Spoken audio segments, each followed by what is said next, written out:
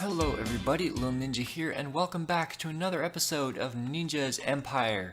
In the last episode we built this ginormous, hideous monstrosity of a villager breeder slash iron farm.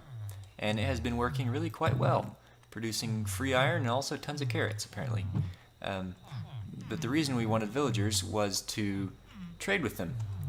But before we can build a trading center, we actually have to have things to trade. So, you know how it works. You make farms, and you trade what you farm for emeralds, and then you trade emeralds for things you can't normally get, like enchanted books and etc. Anyway, so in this episode, I want to build a potato farm. And it's based on a design by Unirybit, and it was modified by Nathan Ryan. And I'll put a link to the tutorial in the description and also on the screen. So you should go check it out. But I guess we'll just go ahead and get started. It has to be at least 64 blocks away from the village, so that the villager inside doesn't detect the village and just stand there staring longingly at everybody else. So I'm probably going to put it off in that direction, and I've got to flatten a big huge area, and I'll just crack right on with it and show you how big it's going to be. It's a 27 by 27 area with the corners cut off, and there's water source blocks there, all around, and right there in the middle. And that hydrates everything, and the lighting is all set up, and now all that's left to do is to put a perimeter on it. And I think we should probably have enough materials for that. We just need a perimeter and a roof. So yeah, I'll start building that, and then we'll work on getting the villagers over here. Well, that's done. And I decided birch, just plain birch, was a little plain for a big flat wall like this, so I put in a foundation of cobblestone, and I think it looks pretty good. And here where it overhangs the cave, I just used birch logs and made some supports. And if we need this space, we might eventually terraform and just cover up this cave entirely, but for now that works just fine. And I put the ceiling in, so it's 2.5 blocks high in here, and the reason it's not 3 is because Endermen.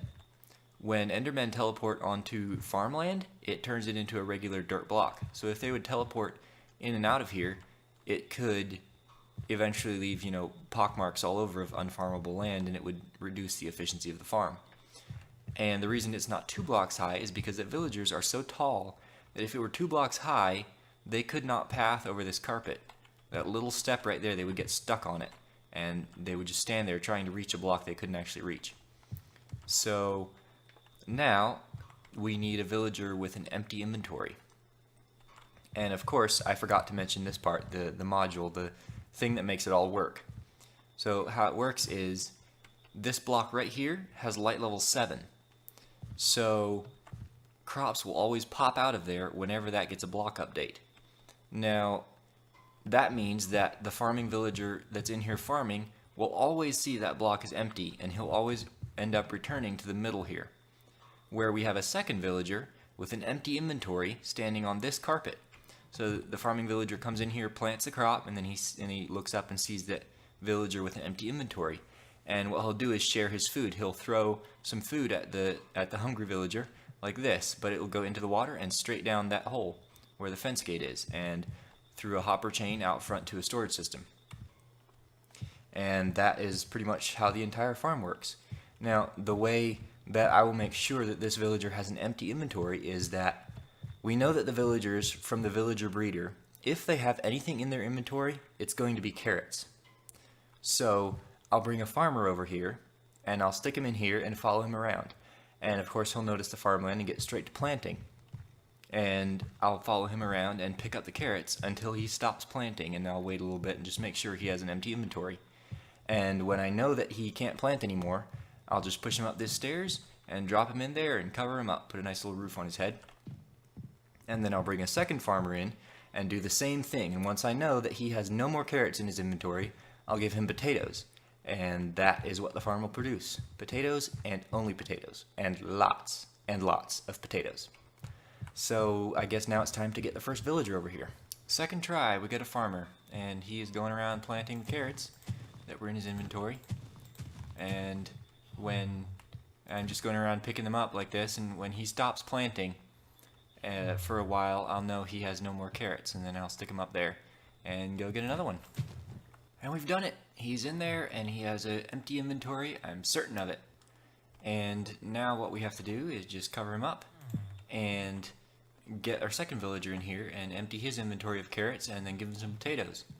And the last thing to do to finish it will be to build a roof 3 blocks up from here so that lightning cannot strike the villagers, and then the storage system.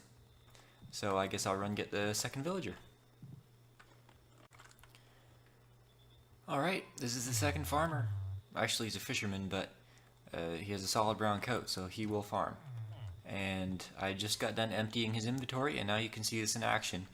Because that hole is closed, this is now the way the farm is going to be forever. So something planted there will stay there until there's a block update, which is caused by this pressure plate. And that ensures that that block will always remain unplanted. And so now all that's left to do is to fill up the farmer's inventory with potatoes. Here you go, buddy. Have some potatoes. Or rather, we could just plant them around. And he will eventually fill up this entire space. And we get free potatoes, which is awesome. And now we just have to do the storage system, which is going to take quite a few hoppers. 21 hoppers to be exact. Which is why I am sure glad we have an iron farm. That's 105 pieces of iron. And we have quite a bit more than that here. Which is awesome. This thing works like a charm. So now we just have to build a little storage shed yet, and craft and place these hoppers, and then put the roof on, and that farm will be completely done.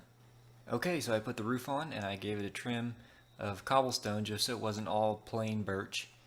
And if you take a look inside, you can see that the entire place is now planted, and there are grown crops here and there, and the farmer's just going around picking them and throwing stuff in there for us, which means this farm is now completely done. And I built the storage system as well, and I went for a sort of root cellar look, the kind of place that looks like it would just be sort of musty and, well, the kind of place you would store potatoes. And as you can see, it's already working marvelously. So the next thing I want to do is pretty stuff up, because let's face it, this, well, I mean, it's not pretty. And that iron farm is even less so. So I'm going to go on a hunt looking for some spruce and dark oak wood. So I'm just going to go empty my inventory and get some good tools, and then spend the next couple hours just roaming around looking for other biomes. Well, that was a very successful trip. I decided to be a little bit cheaty, and I used Mine Atlas, which is a program where you put the world seed in, and it shows you which biomes are generated where. And the closest I could find this dark oak was about 1,500 blocks off in that direction. So that would have taken me a really long time to find if I just wandered around looking for it. But it was a really nice trip. I crossed a desert and an ocean and extreme hills, and I found the spruce there, and then a little bit of plains, and I found some pumpkin seeds, or pumpkins, which I turned into seeds, which we can make a farm out of. And then I crossed a swamp, and I got some slime balls and a whole bunch of lily pads, which we may be able to use in later projects. And then on the other side of the swamp there was a roof forest, and I got this. And so now it's just a whole bunch of farming, plopping these down in groups of 4, bone mealing them, and then taking an axe to them. Well, I had a whole bunch of time today when I could play, but I couldn't record. It was just too noisy in the office. So I spent the time cutting down trees, and I went through 25 iron axes cutting all of this wood. And it's really made me think about how nice it will be to have villager trading, because then we can get things like efficiency and unbreaking enchantments. But the whole time that was running, or the whole time that I was logged in, I guess, the potato farm was running, and I want to see how efficient it is, and see if it was really worth the time spent building it. And whoa, okay, so efficient, I guess. That's nice. That last hopper is just filling up now. Awesome. Okay. Well, the other thing was that I couldn't really think of a design of how to make that big box over there look pretty, because the thing is in order for a door to be considered a house, it has to have a block of skylight above the outside of it, which means that any building we build there can't have a complete roof on it. And I'm really not sure what design I want to go for yet. And I thought, instead of doing that, why don't we work towards villager trading more? And one thing that villagers trade with a lot is pumpkins, and now we have the seeds because I got them on that trip to find the wood. So I think the next thing I'll do is make at least a small pumpkin farm. And I think this is where I'm going to put it. And that means the pumpkins will flow out right here next to this area, because I think I'm going to put the villager trading center in the bottom of this, in the basement of this building. So it'll be close and handy. And that means that that church is going to have to go because it is in the way and it is ugly. So I'll take that down and then I'll build the first layer and show you how it's going to work. Well, that went well. I really like the contrast of the dark oak and the jack-o'-lanterns, and that will be lighting. And then so this is the bottom layer, and there are water source blocks that go here and here and in another hole, and they hydrate everything. And then the pistons go behind the wood blocks where the pumpkins grow, and this is the power line, and then the outside of the building will be here, and that gets stacked up. I made one stack of pistons, and there are 8 pistons on each row on each side, so that's enough for 4 layers high, which I think will be a nice size. And I just planted the 8 pumpkin seeds that I had over here, and I'm just waiting for them to grow into pumpkins so that I can make jack-o'-lanterns and fill in the rest of the holes here. And then I'll start making them into seeds and planting them and build the layers on up through. I had a worrying thought, and that was, does having a block directly above the pumpkin plant affect the speed of the growth? And so I did a test, and sure enough, it turns out that it does. Having a block of air above the plants, as you can see, makes pumpkins grow a lot faster. So I decided to move the layers 1 block further apart in the farm. So this is what the farm would have looked like before, all inefficient and stuff, and this is what it will look like now. So the entire farm will just be 4 layers taller. And so now that we have that all figured out, I'll just go ahead and build all the rest of these layers in one go. Oh dear, sometimes I'm so bad at Minecraft. So I was standing around and waiting for my pumpkins to grow and wondering why they're not growing. Because I need the pumpkins that are here to grow so that I can make seeds and jack-o'-lanterns for the levels as I go up. And then I went and looked it up, and here pumpkins only grow on dirt and farmland and podzol. And I had spruce blocks in these areas. So I switched those out for dirt, and now they're finally growing, and we are making progress. So now, for sure, I can go on and finish doing the rest of the levels. For real this time. Okay, so the layers on the inside are completely done. And what's left is we have to put torch towers in these corners so that all the layers get powered simultaneously. And then a hopper clock at the bottom. And we won't actually be able to build a hopper clock until we go to the nether because it takes comparators and you have to have quartz to craft those. So we can build the barn that goes around this thing, and then I guess we'll have to go to the nether to actually finish it. But I did some math, and I figured out that the way it works is the plant, once it's fully grown, will produce a pumpkin every 7th random game tick that it receives, on average. And each block gets a random game tick, on average, every 68 seconds. We have 64 plants in here. That means that, on average, we are producing 1 pumpkin every just under 7.5 seconds. So, yeah, I'm pretty sure we're going to need a big storage system for this thing. But now I guess we can do the outside.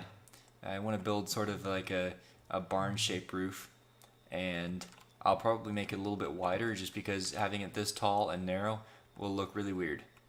So I'll get started on that.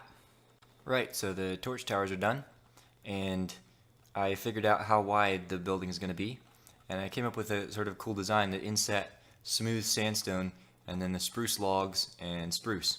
And we'll probably use some dark oak and smooth sandstone to break up the texture of the big wall once it's all done.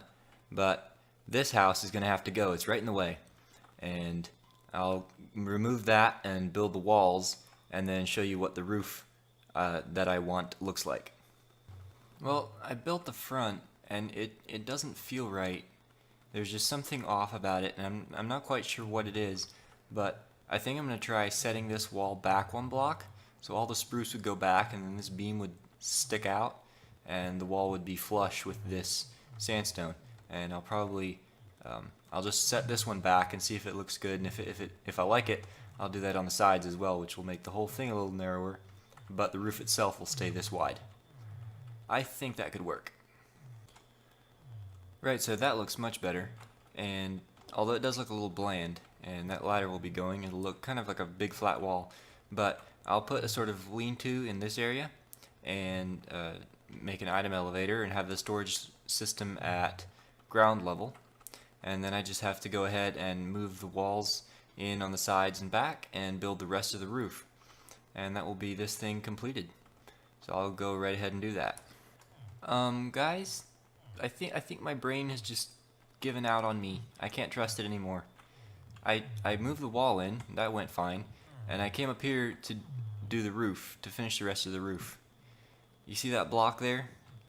That's part of the torch tower, and even if that weren't there, this block here with the redstone line would be higher than I built the roof. So I have to move this whole thing up by 2 blocks at least. So, which actually, could be a positive thing. That means we get more space to put in some details here on the gable, which could actually be nice.